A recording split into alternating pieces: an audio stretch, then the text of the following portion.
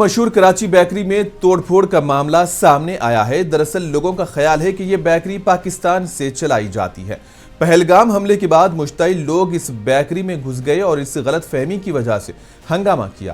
تاہم بیکری انتظامیہ نے واضح کیا ہے کہ مکمل طور پر یہ ہندوستانی برانڈ ہے اور ان کی اسٹیبلشمنٹ کا پاکستان اور کراچی سے کوئی تعلق نہیں ہے، جس کی بنیاد 70 سال قبل کراچی کے ایک ہندو خاندان نے رکھی تھی۔ یہ بات یہاں قابل ذکر ہے کہ کراچی پاکستان کے صوبے سندھ کا ایک بڑا شہر ہے۔ 1953 میں سندھی ہندو خان چندرمنی نے اس شہر کے نام سے یہ بیکری شروع کی۔ معلومات کے مطابق اس بیکری کے مالک خان چندرمنی کا تعلق اصل میں کراچی سے تھا اور وہ تقسیم ہند کے بعد ہندوستان کے شہر حیدرآباد آ گئے تھے۔ پہلگام حملے کے بعد سے ہندوستان اور پاکستان کے درمیان کشیدگی کی صورتحال ہے۔ بتا دیں کہ یہ واقعہ شمس آباد میونسپلٹی حدود کے ایک علاقے میں کراچی بیکری کے سائن بورڈ سے لفظ کراچی کو ہٹانے کو لے کر پیش آیا ہے۔ فی الحال پولیس معاملے کی جانچ کر رہی ہے۔